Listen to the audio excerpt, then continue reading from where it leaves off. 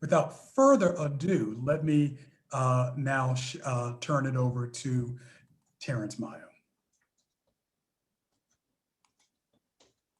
Thank you so much, Dr. Stringfellow. I appreciate that. Let me go ahead and share my screen. If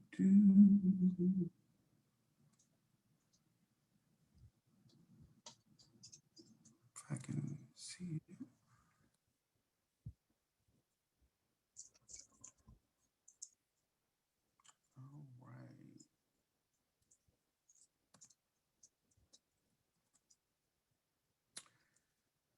Good afternoon again, everyone. My name is Reverend Terence Mayo, pronouns he, him, and his. Excited to be with you today. And I would like to thank the Center for LGBTQ and Gender Studies and Religion and the African American Roundtable for this invitation to participate in the 7th Annual Souls of Fire Conference.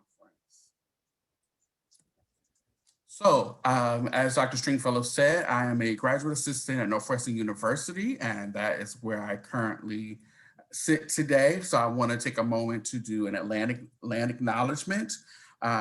Northwestern campus sits on the traditional homelands of the people of the Council of Three Fires, the Ogiee, the Potawatomi, the Ottawa, and as well as the Menominee, Miami, and Ho-Chunk nations. It is also a site of trade, travel, and gathering and healing for more than a dozen other Native tribes, and is still home to over 100,000 tribal members in the state of Illinois. I also want to take a moment to honor the life of Breonna Taylor, who was brutally murdered 1 year ago today. We say her name, we speak her name, and we remember her. To orient you all to the work that I do and kind of who I am, I based my work and scholarship off of 3 main pillars. The first being that Blackness is divine, righteous, and holy. Also the Ubuntu philosophy of communal healing, communal learning, and communal ways of being. And lastly, as Black queer being is beloved in identity, spirituality, and practice. I'm a descendant of enslaved West Africans brought to the shores of colonial Virginia and North Carolina. I am the son of Gloria and John Mayo. I am the wildest stream of farmers, fighters, and those that push towards justice and liberation for all people. As a Black, queer, cis male scholar activist, I locate myself in the stream of ancestors such as James Baldwin, Audre Lorde, Bayard Rustin, and those named and unnamed throughout history that have also been pushing for liberation, specifically as identifying as Black and queer.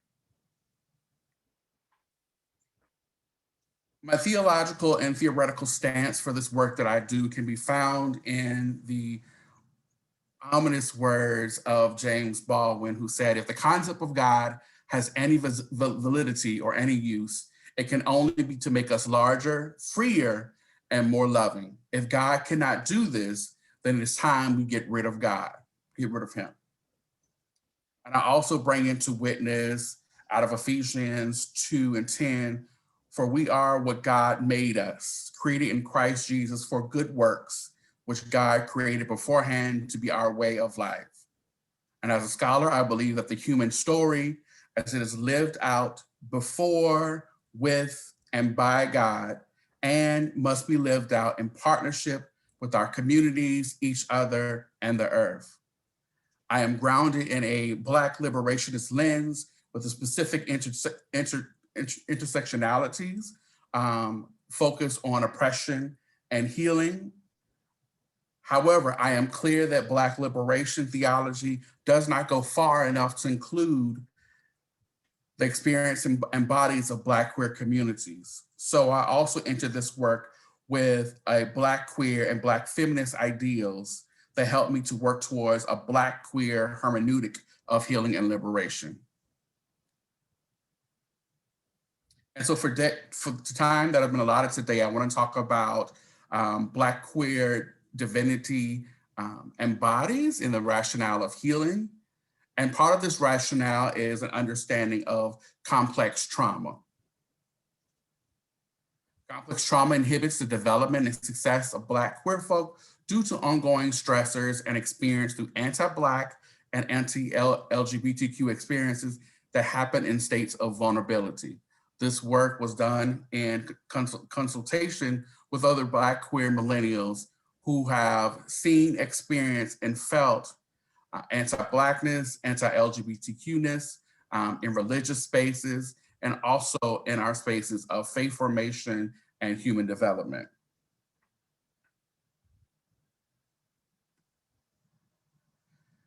Complex trauma is described by psychologist and trauma expert Dr. Christine Cordes as a type of trauma that occurs repeatedly and cumulatively, usually over a period of time within a specific relationships and contexts. In Dr. Cordes' article, Understanding Complex Trauma, Reactions and Treatment Approaches, she summarizes complex trauma events and experiences as stressors that are 1, repetitive, prolonged, and or cumulative, most often interpersonal, involving direct harm, exploitation, and maltreatment, including neglect, abandonment, or antipathy by primary caregivers or others that are in relation. 3, it often occurs at developmentally vulnerable times in the victim's life, especially in early childhood and adolescence, but can also occur later in life in conditions of vulnerability associated with disability, empowerment, dependency, age, infirmity, and others. I posture today that complex trauma can be seen in the lived experience of Black queer individuals and within America within 2 forms of specific trauma, those being religious-based trauma and those being also race-based trauma. And I will further develop that conversation today. According to clinical psychologist Dr. Kenneth Ward, there are 6 major types of religious or spiritual abuse. The first one is leader representing God, which entails leaders using their deity's literal words to pass their message. An example of this in the LGBTQ context will be where a religious leader quotes religious texts that opposes homosexuality and portrays it as God's words of homosexuality. For LGBTQ people, such abuse often causes them to believe that since their religious leaders oppose homosexuality, God then opposes homosexuality and is against individuals. The second form of religious abuse Ward identifies is called spiritual bullying, which entails active bullying or harassment by religious peers or leaders to produce conformity from the victim. An example of this would be where a religious peer or leader threatens to let other religious community members know about an LGBTQ person's sexuality if they fail to go to reparative therapy. This experience may cause LGBTQ persons to repress their identity or go to reparative therapy against their will.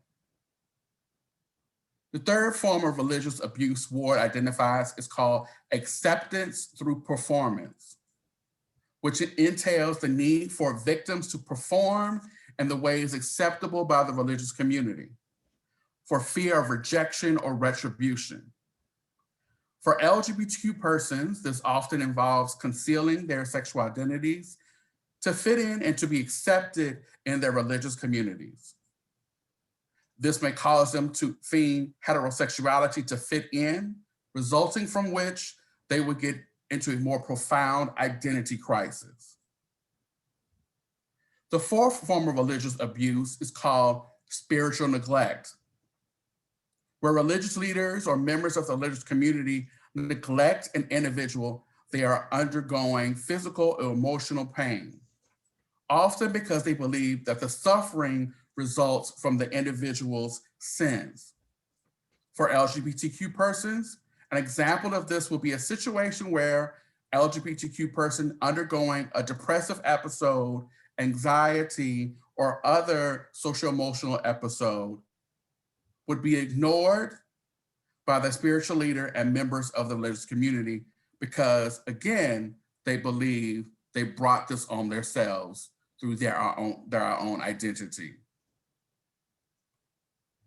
The fifth form of religious trauma is called expanding internal-external tension, which entails situations where a person cannot express their individuality because of strong identity of the group they belong to.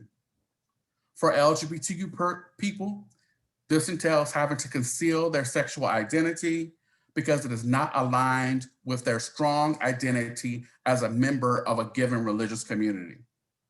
This often causes them emotional distress, which results in hopelessness, anger, anxiety, depression, and also withdrawal. The sixth form of religious trauma is called manifestation of internal state, which refers to the psychological and physical consequences of religious abuse experiences. For LGBTQ people, some common consequences of religious abuse include anxiety, stress, depression, suicidal thoughts, and/or attempts. In addition towards taxonomy of religious abuse, LGBTQ people are often on the receiving end of sexual microaggressions. Sexual microaggressions refer to a subtle negative attitude that conveys that a person's sexual identity is less valuable than the dominant sexual identity, which in this case would be heterosexuality. Sexual microaggressions towards LGBTQ people entail brief, regular exchanges, sending condescending messages to them because of their sexuality.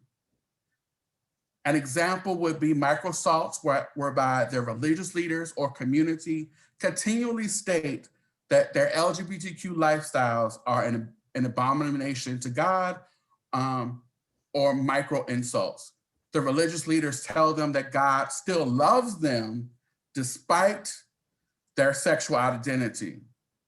Another form of microaggressions toward LGBTQ people from religious leaders are micro invalidations, such as where the leaders tell them that they love the sinner, but hate the sin.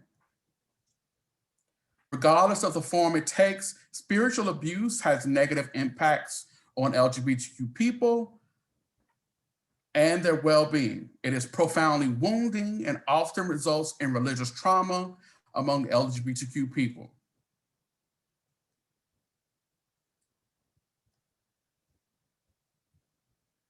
The experiences of LGBTQ people have within religious abuse due to several orientations or gender identity often result in religious trauma.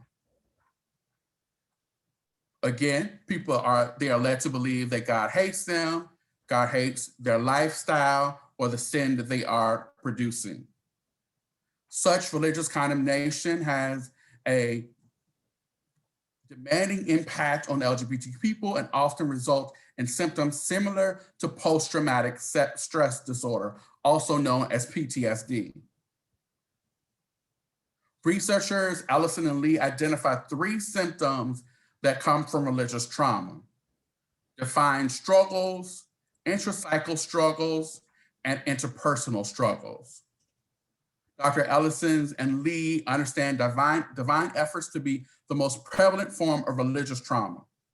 It involves having doubts on whether God exists, cares about people, or answers the prayers of those inflicted. Due to the constant reminder of their lifestyle being an abomination to God, LGBTQ people may begin to think that God hates them for their sexual identity. They may also be angry, feeling that God is wrong for thinking their lifestyle is sinful. And then you have intrapsychic struggles, which occur when queer people have doubts about their religious beliefs. Due to their religious abuse experiences, LGBTQ people may start feeling unworthy, dissatisfied, or uneasy in their own bodies. They may also constantly worry about what God thinks about them due to their sexual identity. And again, such struggles not only have a detriment to their mental health, but also their physical health and how they incorporate into their communities.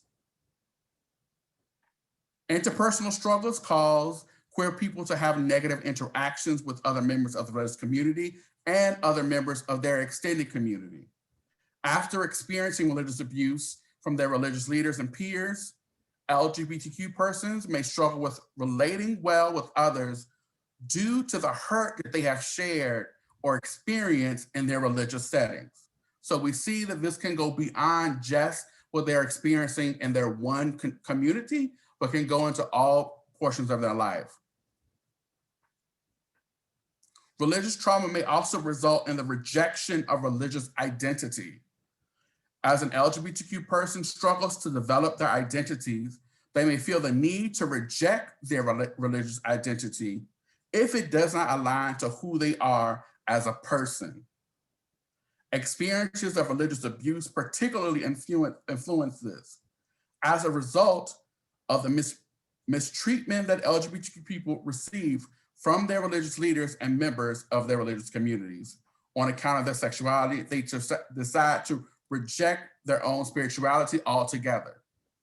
And so for some of this can be seen in the moving away of some LGBTQ people in general from religious spaces as we know them.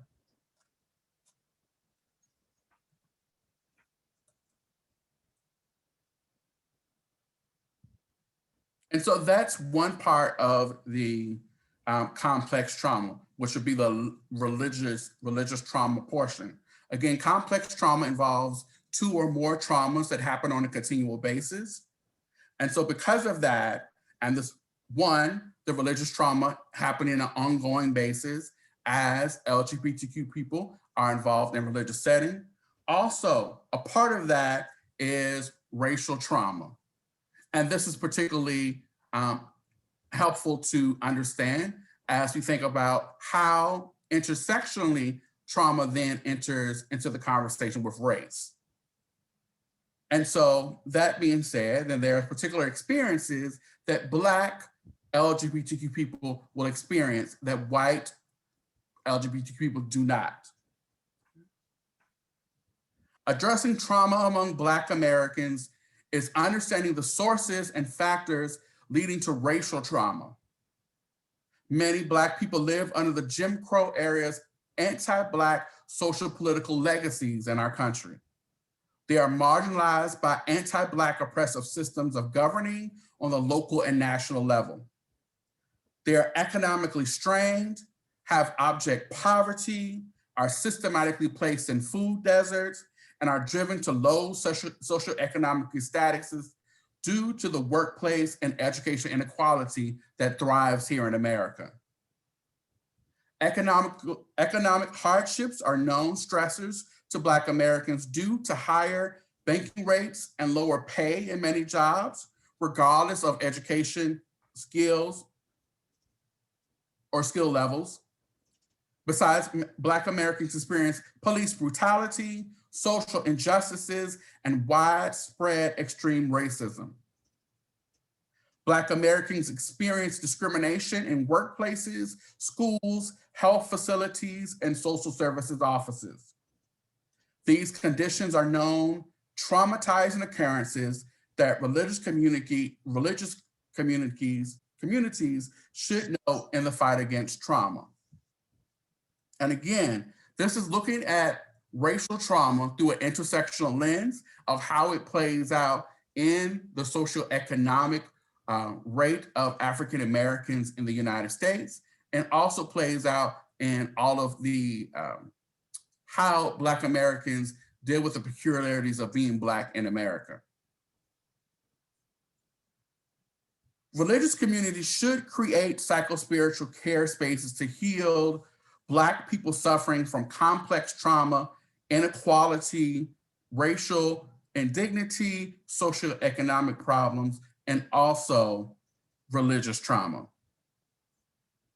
The political process exists to enable individuals and groups of people to participate fully in society at every level to the extent of their gifts and capacities. Racism, however, seeks to limit this participation for African Americans, primarily through recruiting African Americans in negative self-images, identities, and stories. Such recruiting leads African Americans to internalize oppression, keeping them in psychic bondage without even needing other forms of oppression to reinforce racism.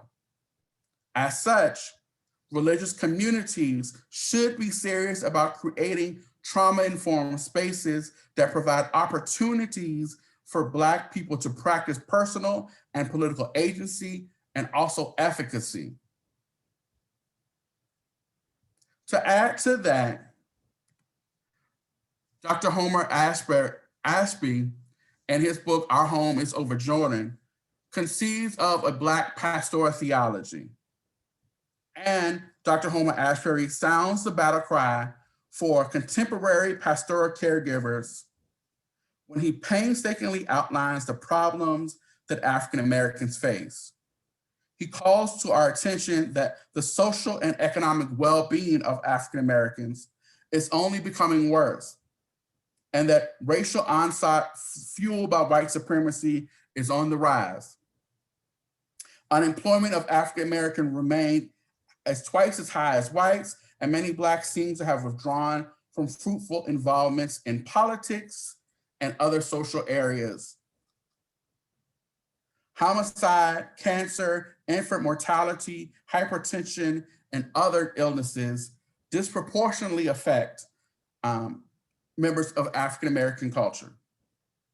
And when it comes to how African Americans are portrayed in the media, Ashby says, two subtle messages are being sent to African Americans. You're insignificant as a participant in the cultural reality of America and does not warrant portrayal on television screen, and your resentment and protest at being ignored is of little concern to us. In both ways, African Americans are disregarded and made invisible. Ashby goes on to talk about other problems African Americans face, including nihilism or loss of hope that threatens the emotional, spiritual, and physical well-being of African Americans.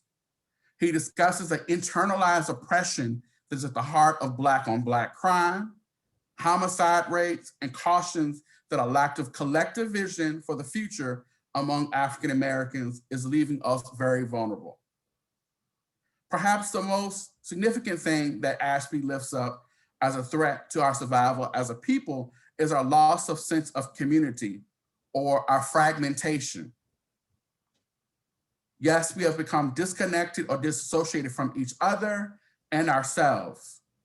This can also be seen in the work of womanist scholars who talk about the need to re-implement embodied practices in our religious spaces to gain back an understanding of our correlation between our minds and bodies.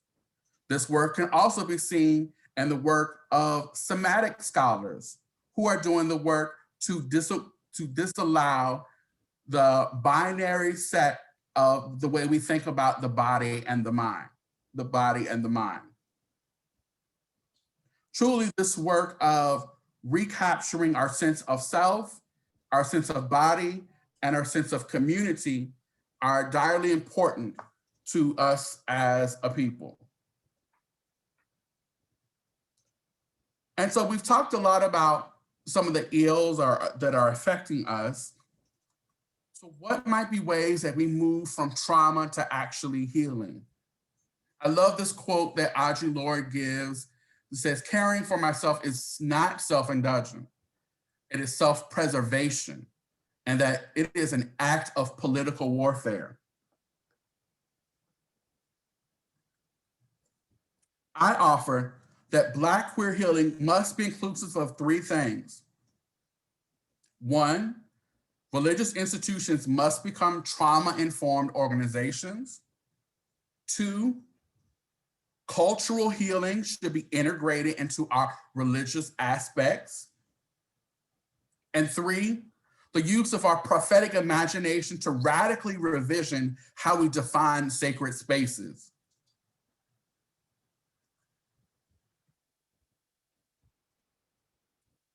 A trauma-informed organization aims at creating strategies that would develop a trauma-informed society.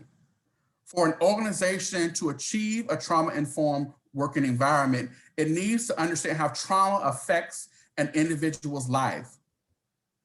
Trauma-informed strategies that religious communities can be summarized as training, organizing, trauma-informed assessments, hiring trauma-informed staff, and retaining them. A religious community needs to re-engineer its systems to accommodate trauma-informed practices and strategize to achieve a trauma-informed environment for its members and community. I will attempt to give some strategies on how religious communities can move towards becoming trauma-informed organizations. The first step in addressing trauma among Black Americans is understanding the sources and factors leading to trauma. I have identified two of those factors in my conversation today, one being religious trauma and two being racial trauma, which makes up for this presentation, complex trauma. Many Black people live under the Jim Crow era, some anti-Semitic social legacies continuing in our countries. And then again, this deals with the socioeconomic stratuses and inequalities that we see in our country.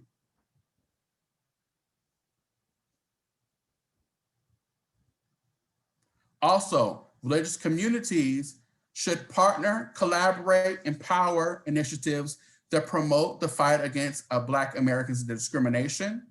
Black communities have developed organizations that advocate for Black communities' rights due to racial discrimination and widespread police brutality. For example, the Black Lives Matter movement is an organization that advocates for Black Americans' rights. Our response to the traumatizing anti-Black police violence and other discriminations instances seen to have traumatized Black people. Also, other organizations such as the Black Emotional and Mental Health Collective, or BEAM, also do training, movement building, grant making, all dedicated to healing, wellness, and liberation of Black and marginalized communities.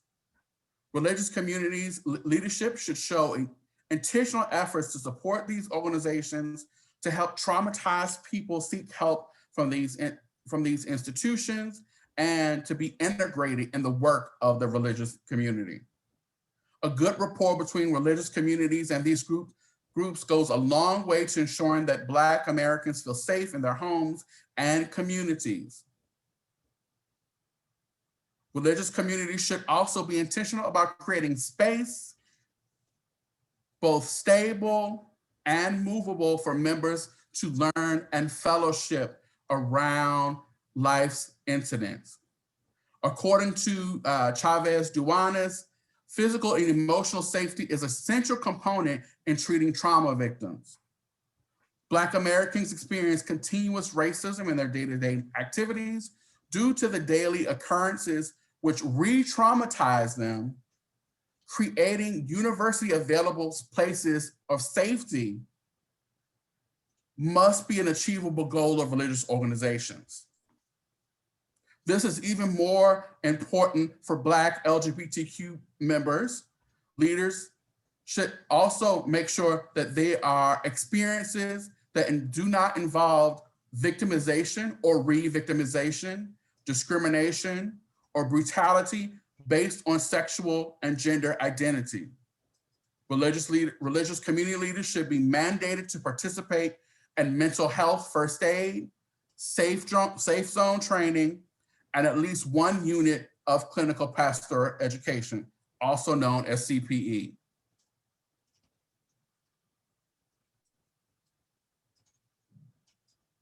Also, communities, institutions need to develop a disaster plan to apply when calamities and emergencies happen in communities.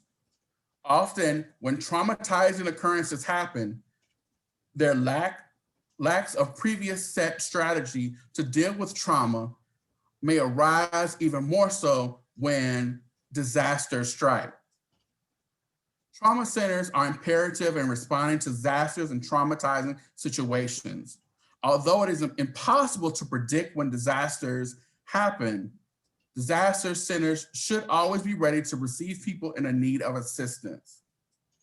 When traumatizing instances occur in Black Americans, they can have a haven to receive the much needed psychological, spiritual, social services needed during an emergency.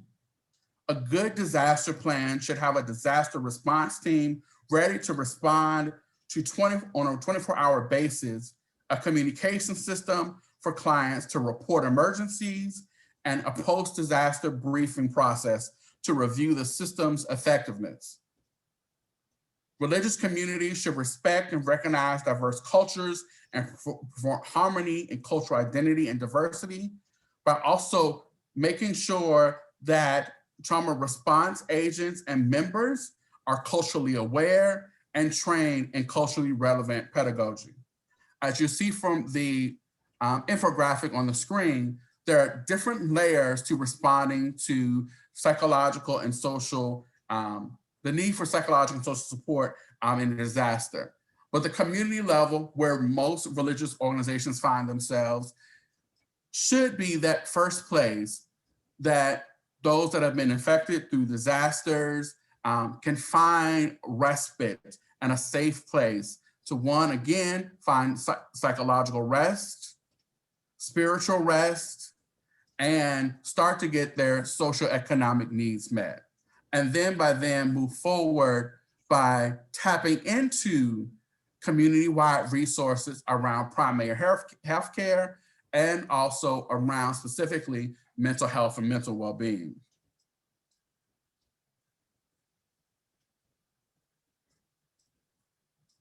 The second part of what I'm offering for solution is cultural healing.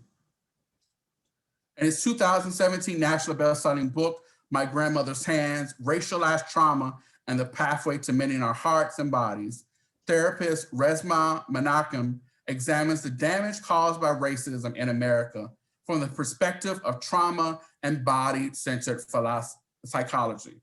Again, and this marries back again to the need to not have just trauma-informed care that only talks about the mind, but also talks about the complete person, so the mind and body.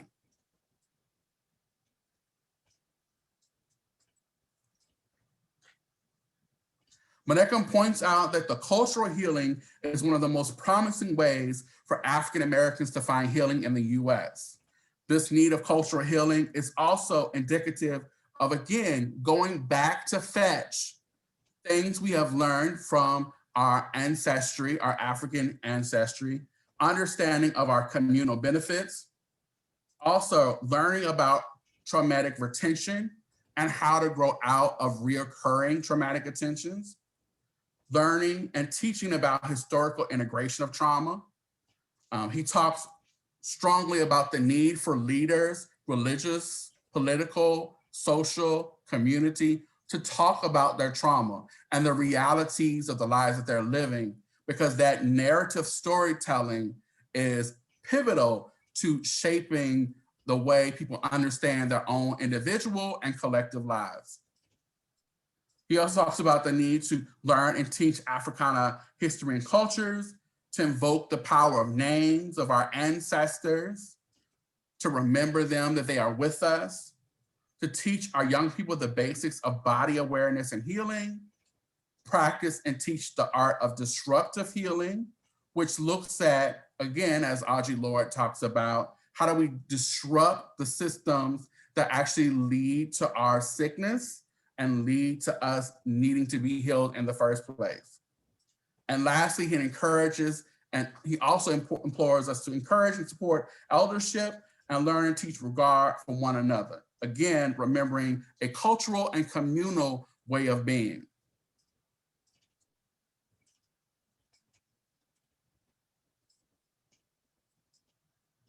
Now, many Black queer people have found that their trauma, their complex trauma, both regarding race and religious trauma, has created an opportunity for them to create new spaces where they have been involved in placemaking, meaning making, and new and different ways. This ties into my earlier point about the necessity for us to revision how we think about sacred spaces and how we think about the intersections of religion, community, and healing. One such organization is called the Mystic Soul Project. The Mystic Soul Project is a nonprofit centering the voices and teachings and dialogue of people of color at the intersections of spirituality, activism, and healing. They are spiritually inclusive, LGBTQIA center and inclusive, and center the margins of the margins, specifically people of color and queer and trans people of color. They believe that there are ancient and contemporary wisdoms from the global traditions and histories of people of color manifesting in new ways today that can inform and expand the frameworks of understanding spirituality, activism, and healing. They also believe in the centering, the healing and care of people of color at the core of their work and furthering their mission, even more so in their social political context, by supplying support, healing, and spiritual care for queer and trans people of color. This work is also being done in social political spaces around the country. Those spaces being inclusive of movements like the Movement for Black Lives, which is a hub of more than 50 different organizations from around the country. And what we've seen is these hubs are not just places for socio-political economic liberation, but they're also a place of religious, psychological, and spiritual transformation.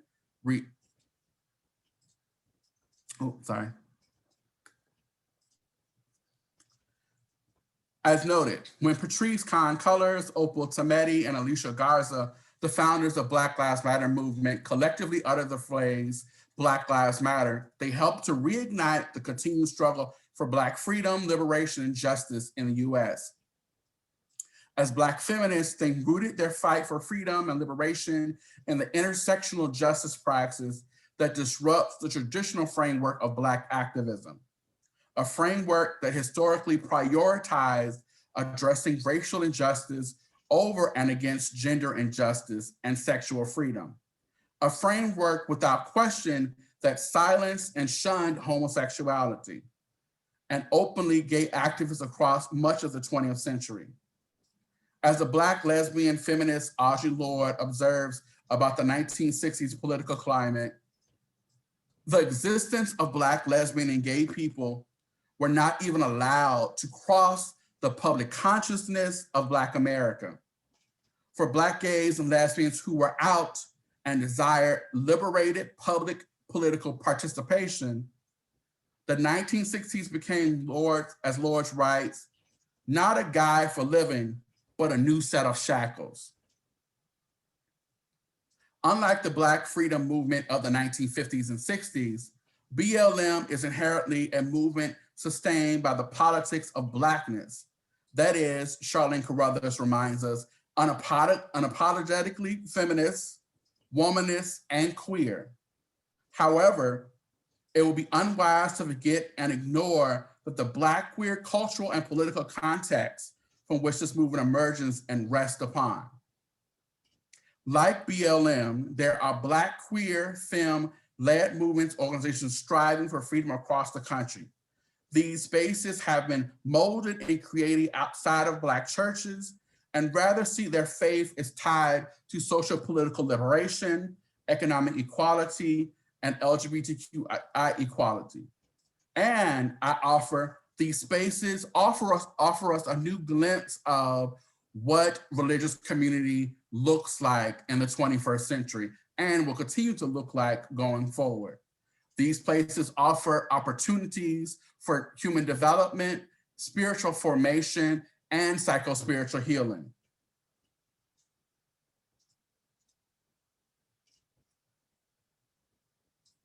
And as my research is continuing in this area, I also want to be inclusive that this time for today does not allow me to talk about the expansiveness of where my research is going, but I do want to provide a snapshot of next steps, which I am working on. So going forward, I am working on further incorporating Black psychology and pastoral care in my approach. This is essentially important to me because I do not view Resmond Arguin's work in a silo, but understand that his work about his grandmother's hand actually is a continuation of the work that Black psychologists have been doing here in America and also in Africa. This approach is also based on the work of Black pastoral care and counseling theologians that have also been doing the work of psychospiritual healing. My work, though, extends that work to specifically look at the Black LGBTQ experience. Also, I plan to use an ethnographic research modality to capture the narrative perspective and experiences of individuals that experience complex trauma, specifically Black queer individuals that have come from a traditional Black religious experience, Protestant experience, but are now looking at new ways of conceptualizing and integrating religion, spirituality, and social economic liberation. Next, I further want to extend my conversation with social science scholars around the area of placemaking and meaning making. There's wonderful work that are happening with Black queer studies on the social science side. My hope is to continue to expand that conversation with those scholars and also those looking at placemaking and meaning making in the education sector.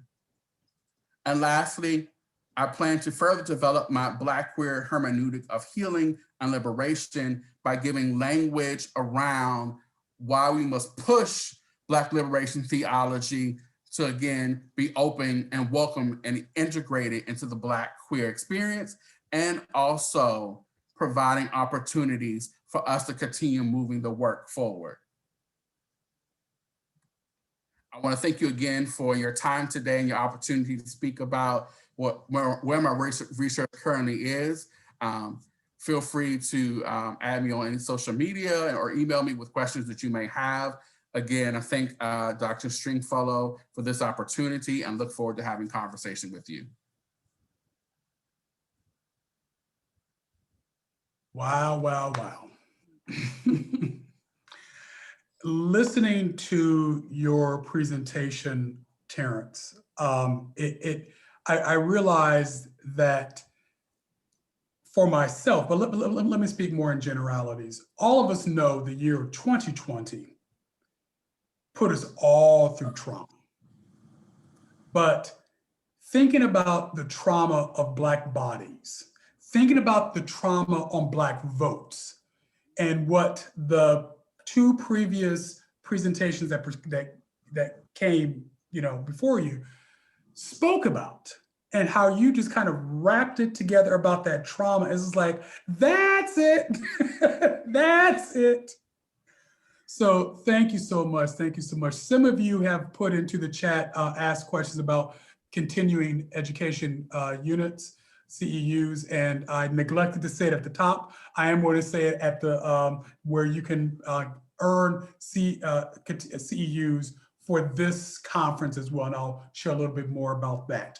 But without further ado, I'm going to invite our respondents to return. And also I invite you, the participants, to please go ahead and put your questions in the Q&A portion, and I'll try to keep my eye out on the chat just in case any slip over in that direction as well. So I'll turn it over to Reverend Dr. Dwayne. Thank you, Terence.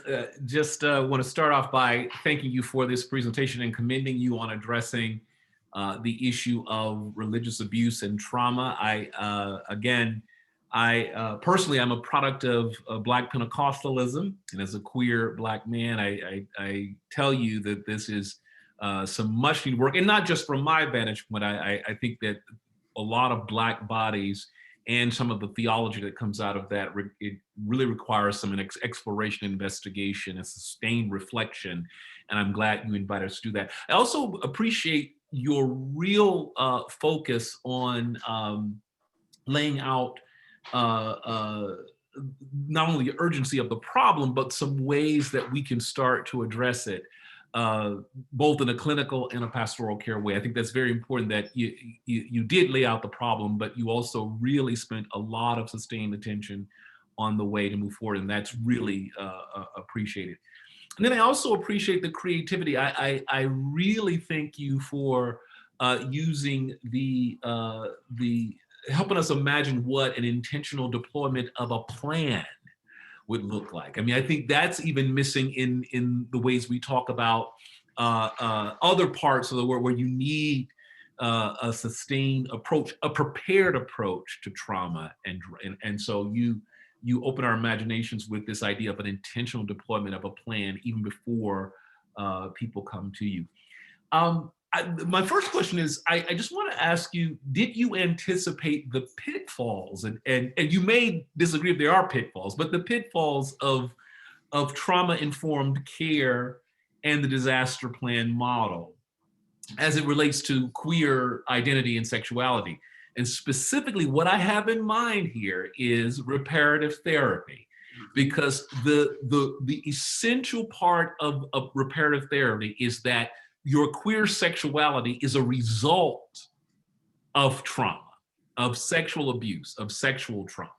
And therefore, our goal is to address that trauma which made you gay or lesbian, and you can change your sexuality. So my question is, how do we recognize and address appropriately religious abuse and trauma, and leave space for the pursuit of an affirming and liberating queer Black sexuality and experience? Great question. Glad you asked. So again, part of what I kind of mentioned at the end is what I'm looking to explore further is the development of this Black queer hermeneutic of healing and liberation. And you already talked about Dr. Kelly Brown Douglas, also looking at being in conversation with, she's gonna get me, Dr. Pamela Lightsey. Yes, I was gonna suggest her book. Yes, she's here in Chicago, so I have to shout her out. Her work around womanist practical theology, also to expand the language and use of a transformative Black queer hermeneutic that we're not seeing. While there is a lot of movement around queer theology in general, and there are scholars as myself kind of coming up the ranks now. So part of our work, I see it, our wave, is to expand that conversation around the need to re-envision or recapture parts of Black liberation theology that needs to be moved forward. Right. I'm glad you mentioned that, Terence. That was going to be one of my suggestions, to read Dr. Lightsey's work, Our Lives Matter, because she does get into some of that hermeneutic work and practical theology. So I was definitely going to suggest that.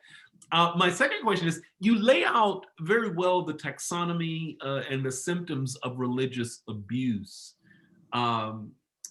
which does highlight conclusions. And I know you said when you said the way this research is going to go, could you talk a little bit more about the narrative? Because again, one of the ways of really getting ourselves to focus on not just to see the clinical as it's lived out especially when you give us that taxonomy, how does the lived experience of queer Black people show up in that taxonomy, and at the same time, as a way of recapturing experience as a source of theology, especially for queer people.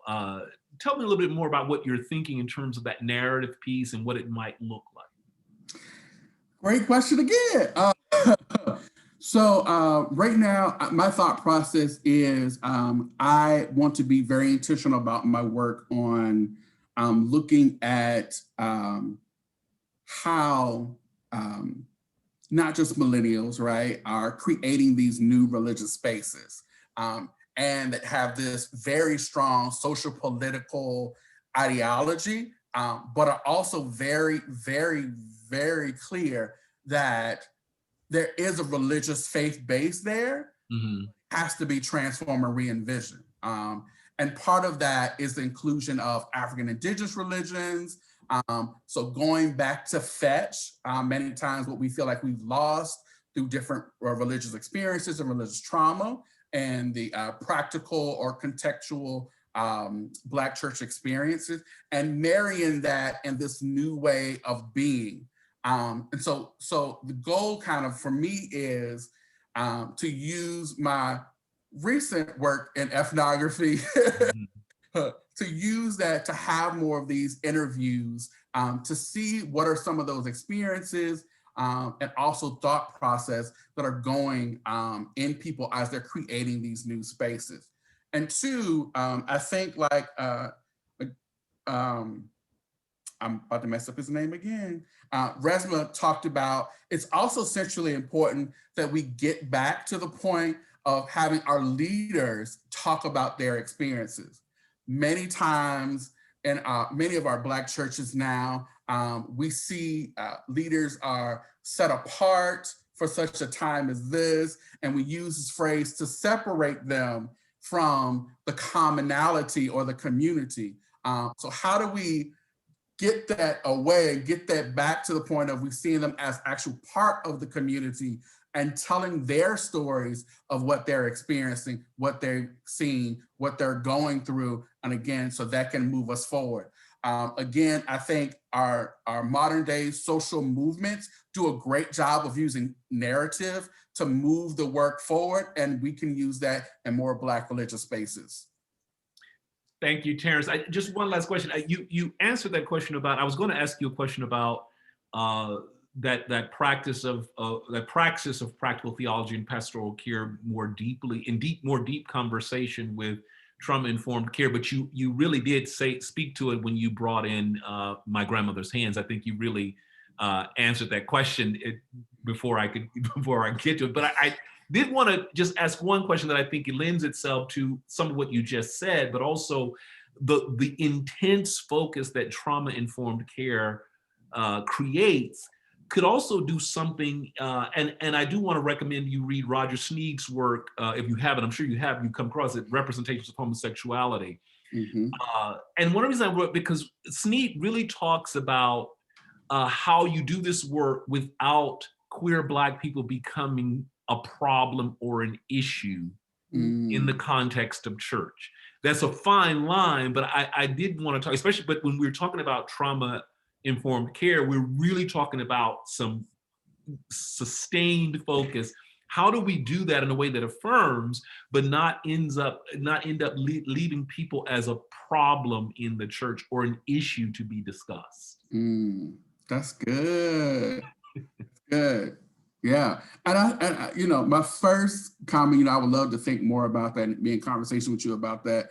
You know, my first comment is, you know, as an educator, definitely it goes back to the education around the need for a more expansive Black liberation theology that is inclusive of Black queer bodies and language and being. And so if there's a re-education there, I think that will cascade out more and create more of a common language around that. But great question. Thank you. Thank you.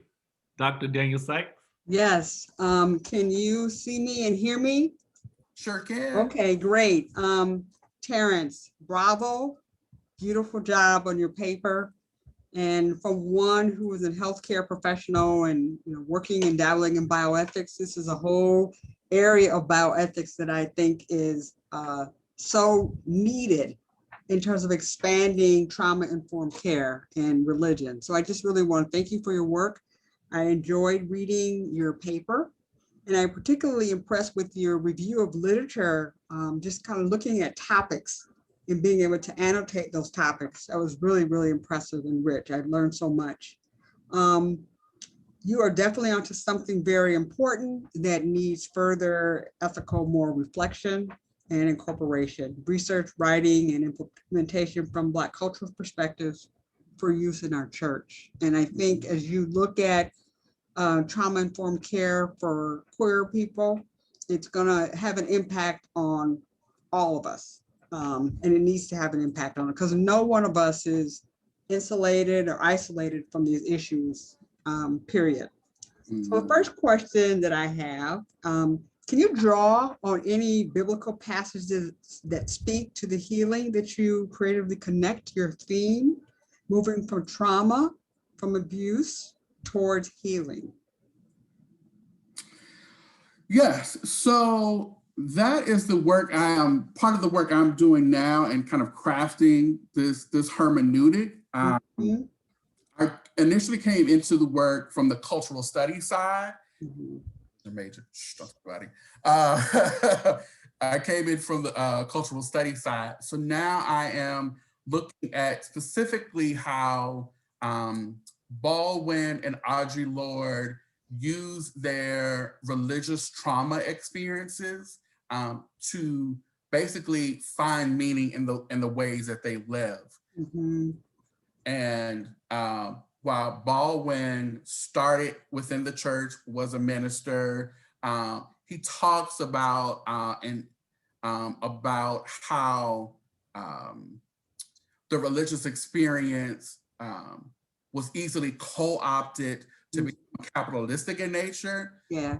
And then he had to wrestle for more of his formative life to try to reimagine or re-engage religion around the subject. And so his critique of the Black church is one I'm really researching right now to see where does that trauma stop and where does that healing start? One reason why I'm pulling in Audre Lorde is because I believe Lorde brings a more seminal way of looking at healing. Hers is not just Christian in tradition. It does speak about the necessity of African indigenous religion, Buddhism, and religion as an overall umbrella to talk about how to heal from trauma. Okay, yeah, because I wanted to just kind of hear you say that in terms of incorporating more theological, biblical concerns, but going at it from that critique of what Baldwin would say is, religion has been co-opted by capitalism. I totally agree with that. But we have religion, and we have religion that it's supposed to practice as its highest moral ideals. So what does that mean in terms of like bringing in virtues of faith, hope, and love, God, transcendent, whatever? It's kind of some of the things that I said in my paper this morning. So just wanting to just see where you were with that movement. But yes, thank you. The second question that I have, when you think of motivational quotes, there's a lot of motivational quotes that are coming out of Black authors these days. The lyrics of Black spirituals and gospel songs and music, and even some more of our more contemporary, songs that get played in our churches.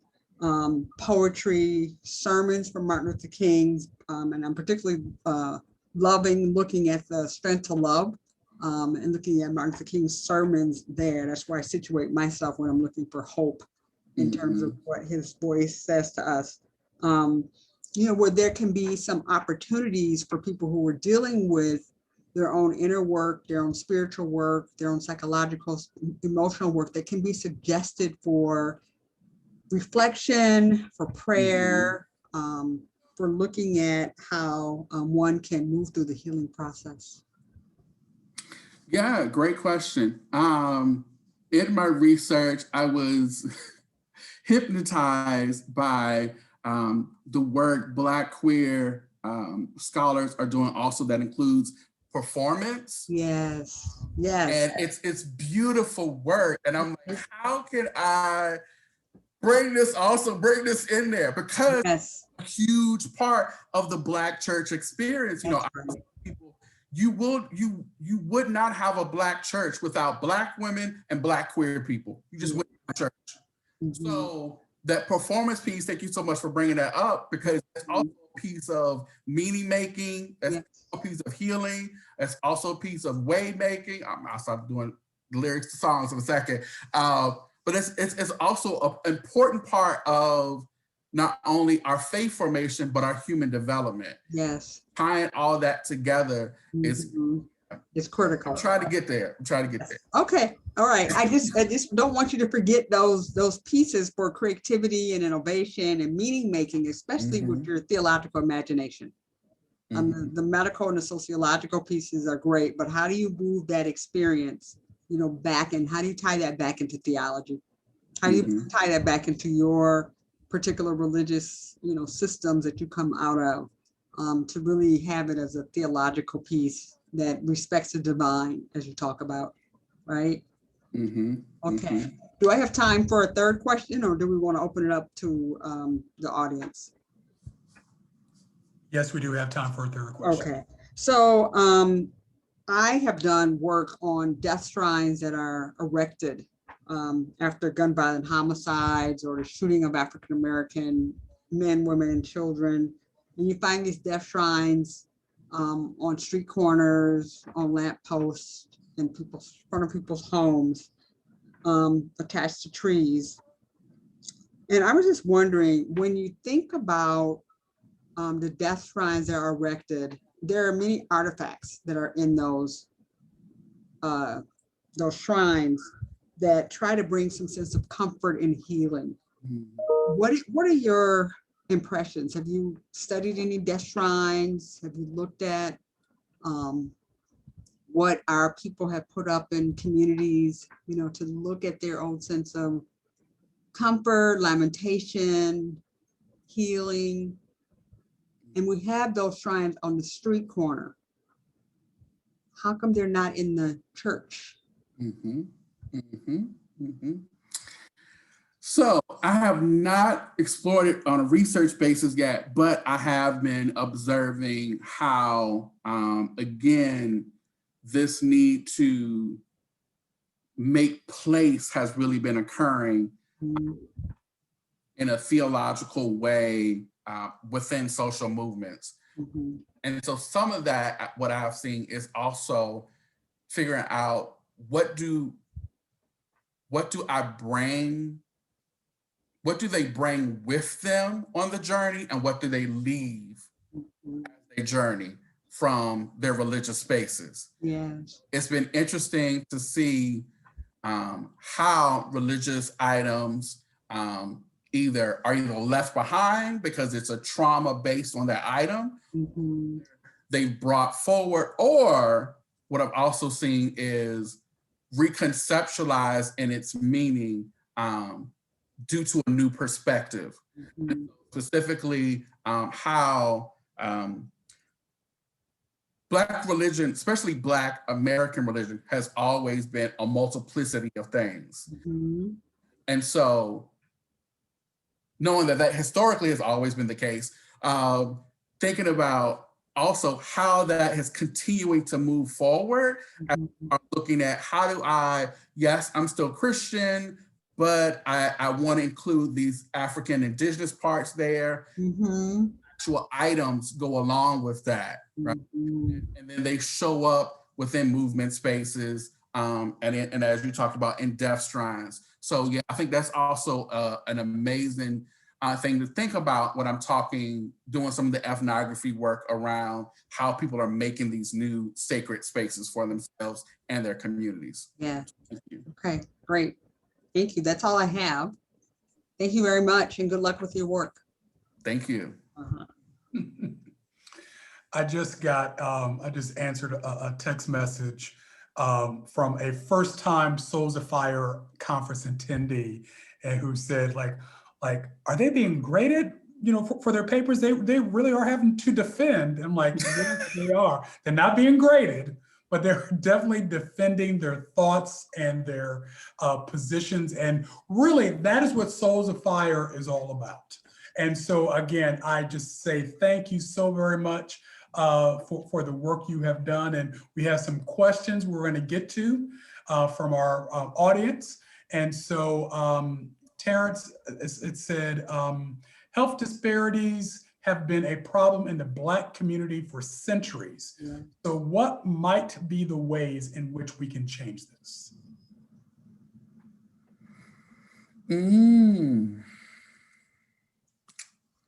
Repeat that question again. Happy to. Health disparities have been a problem in the Black community for centuries. So in what ways might we change this? Well, I think there's multiple ways to look at it. First and foremost, my being grounded in an understanding of capitalistic hegemony, I would say that was intended, is working as it is intended to work, right? So the capitalistic system of oppression, right, is doing just that. It is oppressing Black and brown people, right? So it is doing what it's intended to work. It was intended for us to have food deserts. It was intended for us to be not able to get proper health care. It was intended for us, for our Black women to die from birth. All these are intended outcomes of the system that we live in within America. And so some parts of that really have to do with our social political involvement of freeing ourselves from the system that we find ourselves in. So you have organizations that are doing amazing work around healing justice, transformation justice. We're looking at even S.O.U.L here in Chicago, looking at healthcare as a social political issue that we need to be fighting, right? And so I think one thing we can do, again, as the educator, educate ourselves on the policies and procedures that are happening around in our communities. I always say all politics are local politics. And so first and foremost, know what are the local politics and policies that are being placed around you. Here in Chicago, we have a current fight going on for water justice because we found that our communities, Black communities, are being taxed 3 times higher than white communities for water. There are also Black people living in Chicago who haven't had water in over 6 months in their households. So how can we take care of ourselves, right, in our households if we don't have water? So making water a basic human right, that's a political issue that we need to be fighting. Thank you.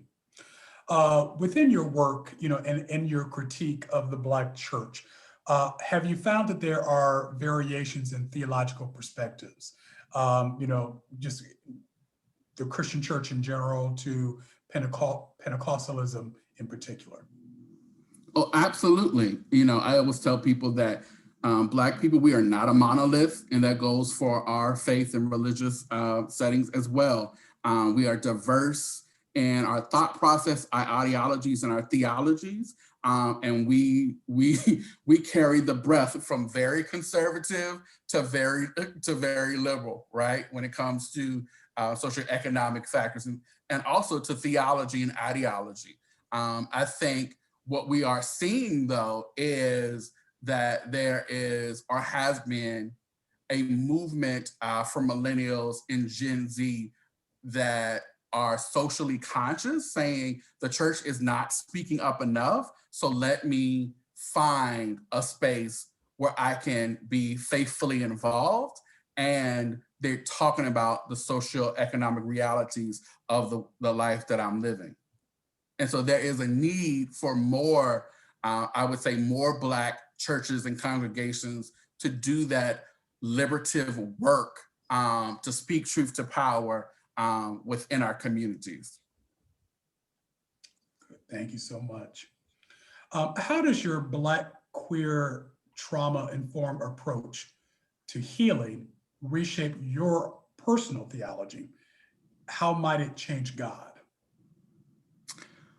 Oh, great question. In my personal experience growing up, I had a lot of dissidence or around my body, my being, and my God, and around even believing that my God did not love me. And so even in my own personal transformation it has been a journey, right, to reconceptualize how I see God, how I see myself, and how I see myself in conversation with community with God.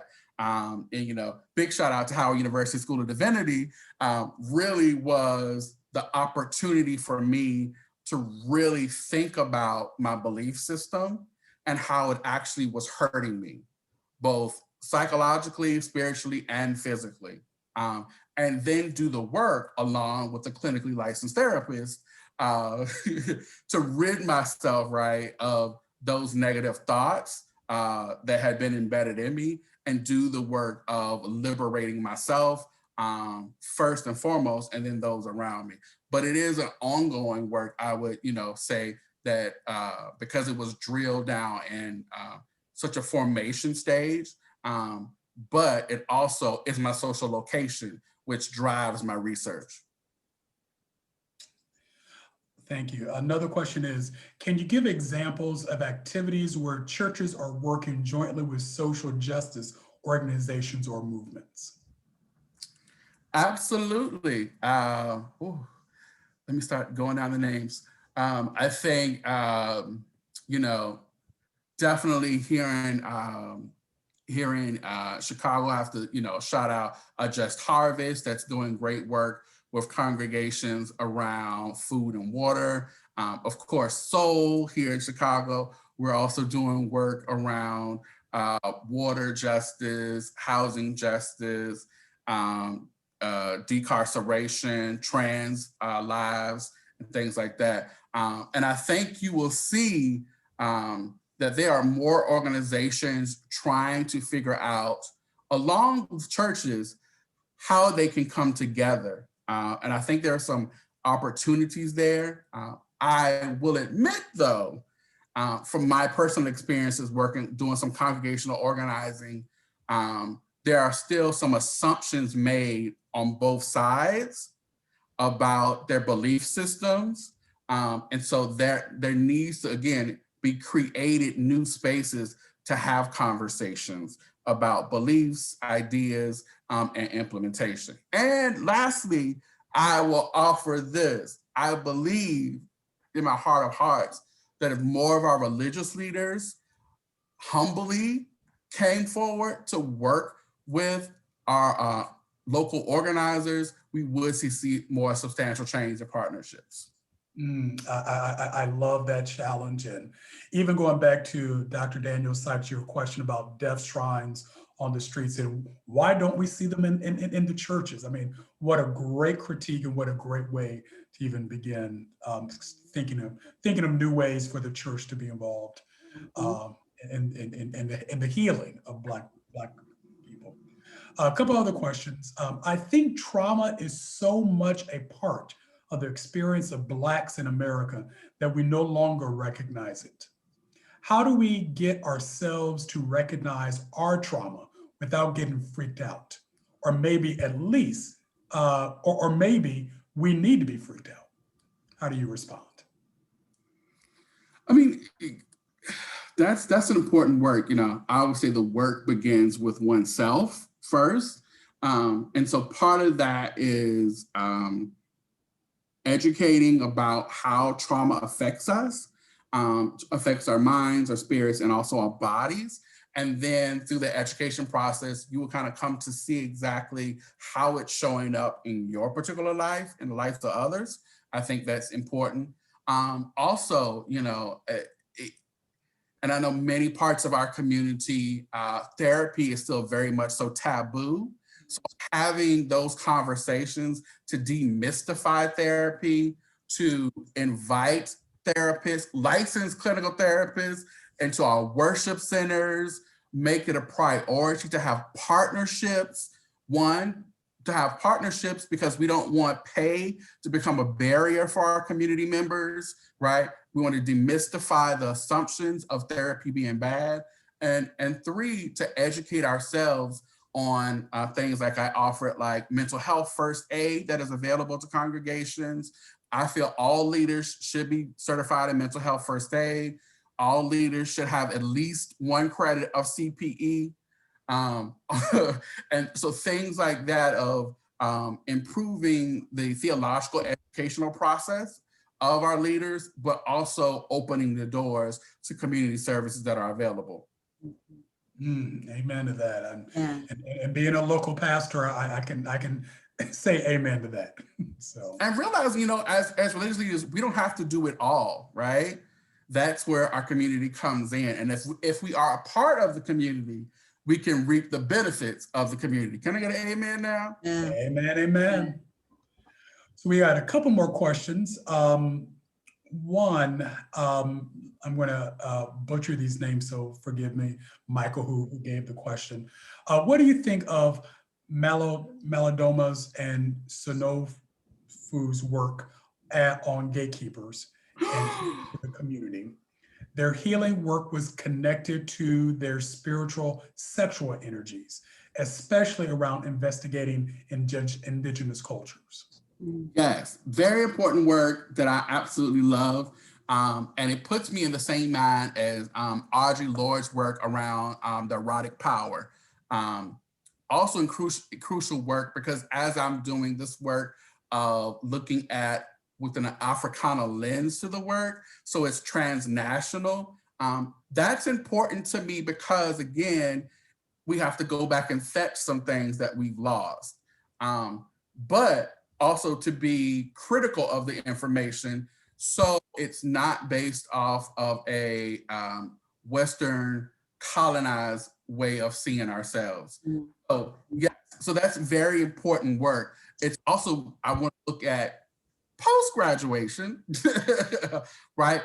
What are the commonalities that we're seeing in South Africa, in Brazil, and in Ghana, where we see Black queer communities coming up that are having the same conversations that we're having here and have different oral stories about what they brought from Africa. And I believe there's something very rich there that we can mine from the diaspora. Amen. All right. Building off of your wonderful queer theology question, how do you see yourself and other Black queer people in the text that you hold sacred? I mean, as I started out my presentation, my orientation is that Blackness is divine, righteous, and holy. Communal healing, communal learning, and communal ways of being are important to me. And Black queer being is beloved in the eyesight of God, in our identity, our spirituality, and practice. So I see myself seeing me as God, my God sees me as beautifully divine, creatively made in their image and fully whole. I think also important in that is we have to look at re-examine our scriptures from a place of being fallen to a place of being beloved, and make that switch, that our foundational, our beginning understanding of ourselves is not that God did not want us, but God wanted us so much that God created us. And so coming at it from the point that we were made whole substantially changes our theology. That was enough to shout on. I'm going to go back and listen to that. I'm make a meme. We were talking about memes a while ago. I'll make a meme this time with your picture with that quote. That was so powerful.